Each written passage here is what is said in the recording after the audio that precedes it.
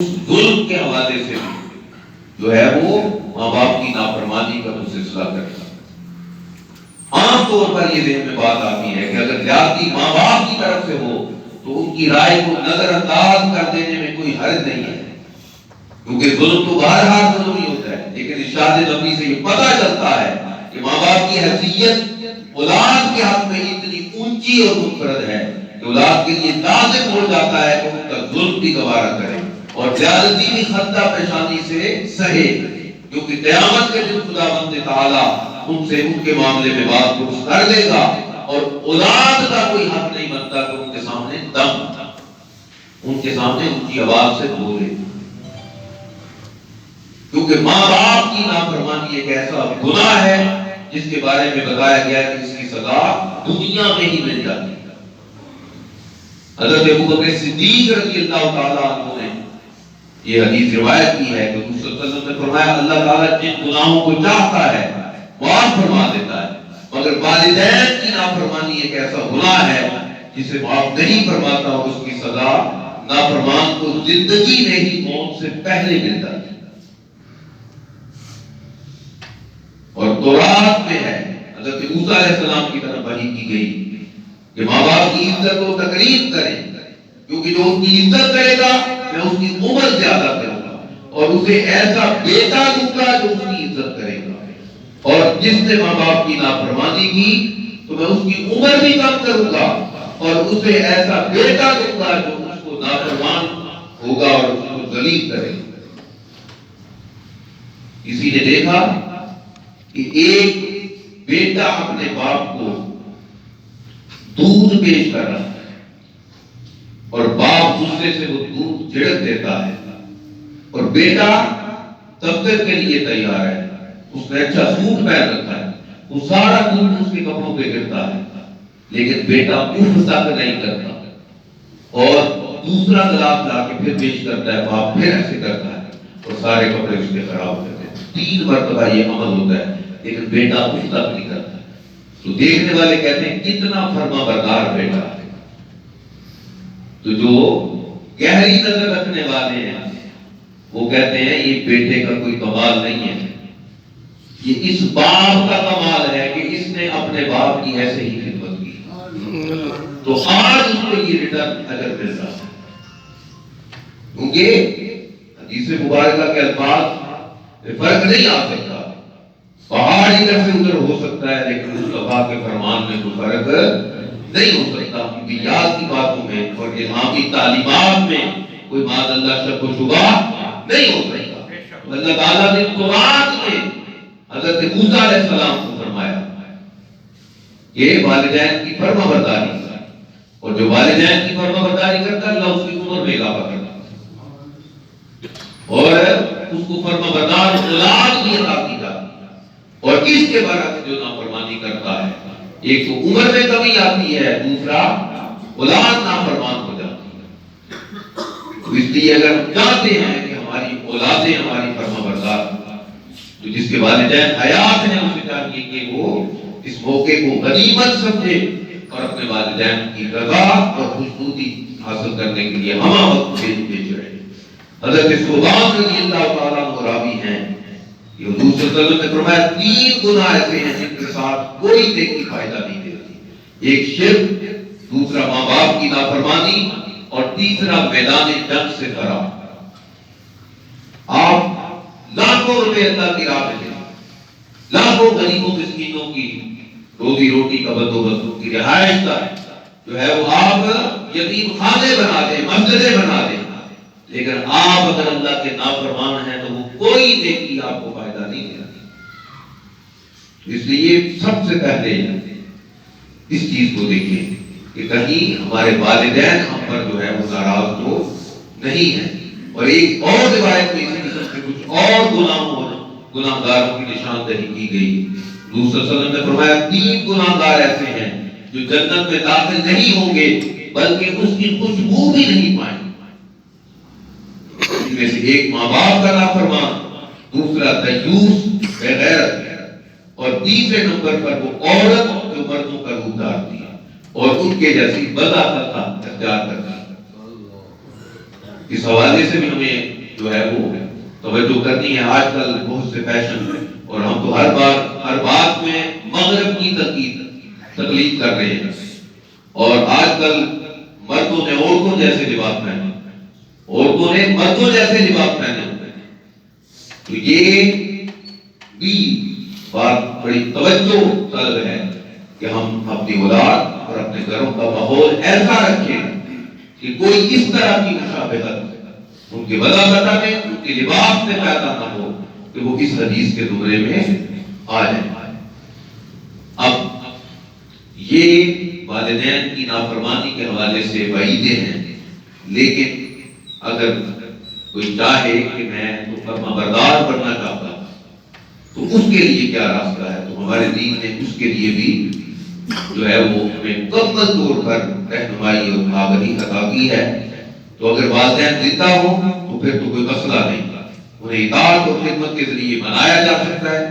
لیکن اگر وہ فوت ہو چکے ہوں تو ان کی ناراضگی اور سزاؤں کے تصور ہی سے روکتے کھڑے ہو جاتے ہیں. تو کسی کے والدین ناراضگی کی حالت میں دنیا سے چلے گئے اور وہ اپنے والدین کو راضی نہ کر سکے. جب وہ بیٹا یہ فرامین سنتا ہے تو اس کے قدموں سے تو زمین نکل جاتی ہے کہ میرا کیا بنے گا. لیکن قربان جاؤں اپنے آقا مولا حضور احمد مصطفیٰ جناب محمد مصطفیٰ صلی اللہ علیہ وسلم پر حضور نے ان کو بھی مایوس نہیں کیا. آپ فرماتے ہیں کہ اگر کسی کے والدین اس دنیا سے چلے گئے ہیں اور وہ یہ سمجھتا ہے کہ وہ مجھ پر راضی نہیں تھے اور میں ان کو زندگی میں راضی نہیں کر سکا، تو اسے چاہیے کہ وہ کثرت کے ساتھ والدین کی بخشش و مغفرت کی دعا کرتا ہوں. کیوں؟ یہ مغفرت و بخشش کی دعا ایک ایسی چیز ہے کہ جب آپ کسی عام آدمی کے لیے ہی بخشش و مغفرت کی دعا کرتے ہیں جو دنیا سے چلا گیا، جس سے مبارکہ کا مقام ہے، حضور نے فرمایا مرنے والا ڈوبنے والے کی طرح. تو جس طرح ڈوبنے والا اس انتظار میں ہوتا ہے کہ کوئی لکڑی، کوئی درخت کی شاخ اسے ہاتھ آ جائے کہ وہ اس کے سہارے کنارے تک پہنچ جائے، اسی طرح مرنے والا اس انتظار میں ہوتا ہے کوئی اس کی اولاد میں سے، اس کے دوست احباب میں سے، اس کے عزت و وقار میں سے کوئی اس کی بخشش و مغفرت کی دعا کرے کہ اللہ تعالیٰ اس کے عذاب میں تخفیف کرے اور اس کی مشکل کو آسان کرے. اور حضور نے فرمایا کہ مرنے والا مغفرت کا تحفہ لے کر اس طرح خوش ہوتا ہے جس طرح دنیا میں زندہ سے تحفہ لے کر خوش ہوتا ہے. تو مجھے بتائیں کہ اگر عام آدمی کے بارے میں اگر یہ سلسلہ ہے تو کوئی والدین کی بخشش و مغفرت کے لیے دعا کرے تو وہ کتنے خوش ہوں گے. اور پھر حضور نے فرمایا کہ جب انسان مر جاتا ہے، اذا مات الانسان انقطع عمله، کہ انسان جب مرتا ہے اس کے اعمال کا سلسلہ منقطع ہوتا ہے الا من ثلاث. تین چیزیں پھر بھی ایسی ہیں کہ جو مرنے کے بعد بھی اس کو فائدہ دیتی ہیں. او عمل صالح او علم ينتفع به او ولد صالح يدعو له. یا تو وہ عمل صالح کر گیا، اور عمل صالح کے حوالے سے محدثین فرماتے ہیں وہ صدقہ جاریہ کر گیا، کوئی مسجد بنوا گیا، کوئی فلٹر لگوا گیا، کوئی راستہ بنوا گیا جس سے مخلوق خدا کو فائدہ پہنچے. تو جب تک مخلوق خدا اس چیز سے فائدہ اٹھاتی رہے گی، جب تک لوگ یہاں سجدہ کرتے رہیں گے، تو جس طرح یہ احسان بھائی اپنے والد محترم کے لیے اس مسجد کی تعمیر کا سلسلہ کیا، تو جب تک یہاں لوگ سجدہ کرتے رہیں گے ان کے والد کو ثواب پہنچتا ہے. اور جو بھی حصہ لیتے ہیں اس کام میں، مسجد کی خدمت میں، تو آپ کو بھی اجر ملتا ہے، آپ کے والدین کو بھی اجر ملتا ہے. اور دنیا سے جانے کے بعد بھی وہ جو عمل آپ نے مسجد کے حوالے سے کیا ہے، اللہ تعالیٰ آپ کو اس کا اجر مرنے کے بعد بھی عطا کرے. ایک بات. دوسرا، کوئی ایسا علم، کوئی قرآن کی تفسیر، کوئی حدیث کی کتاب جمع کر کے آپ یا کوئی بھی نفع بخش علم چھوڑ کے آپ ہو گیا، چاہے وہ سائنسی علوم کی صورت میں ہو کہ جس سے مخلوق خدا فائدہ اٹھائے. یہاں یہ بات کی طرف میں کلیریفائی کرنا چاہتا ہوں کہ کچھ لوگ یہ سمجھتے ہیں کہ صرف دین پہلے نہیں، کوئی بھی نفع بخش کہ علم حاصل کرو چاہے تمہیں چین جانا پڑے. اب چین میں کون سی بخاری پڑھائی جا رہی ہے؟ وہاں کوئی حدیث تو نہیں پڑھائی جا رہی. ظاہر کوئی سائنسی علم ہوگا یا کوئی دنیاوی نفع بخش علم ہوگا. تو وہاں سے بھی اگر جو ہے وہ میں الحکمت دعوت الحکمت کہ حکمت کی بات مومن کی گمشدہ میراث ہے. یعنی جو علم نفع بخش ہو فائدہ مند ہو وہ کہیں سے بھی حاصل کرنا یہ مومن کا سب سے پہلا حق ہے. تو اس لیے اگر کوئی physics chemistry bio science medical science کسی بھی حوالے سے کسی نے اگر کوئی خدمت کی ہے تو جب تک مخلوق خدا اس علم سے استفادہ کرتی رہے گی اس کو قبر میں فائدہ پہنچا ہے.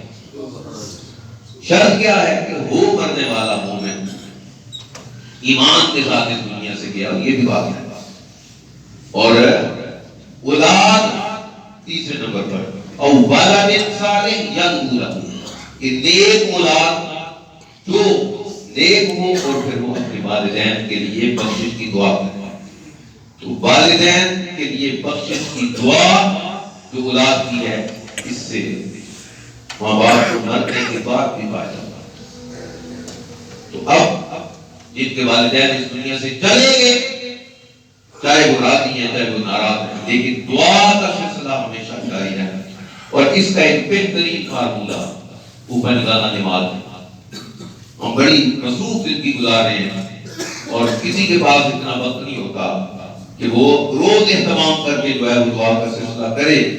لیکن جب آپ نماز پڑھتے ہیں اور 2 رکعتیں مکمل کرنے کے بعد یہ 4 رکعتیں مکمل کرنے کے بعد جب یہ آپ پڑھتے ہیں تحیات میں بیٹھ کے ربنا اغفر لی ولوالدی ربنا اغفر لی ولوالدی تو آٹومیٹکلی جو ہے وہ بخشش و مغفرت کی دعا کا اہتمام ہوتا ہے. اور پھر نمازی اولاد کی بخشش و مغفرت کی دعا والدین کو زیادہ جو ہے وہ فائدہ پہنچاتی ہے. اور ایک بندے کا جنت میں درجہ بلند کر دیا جائے وہ عرض کرے گا مولا یہ کیسے ہوا؟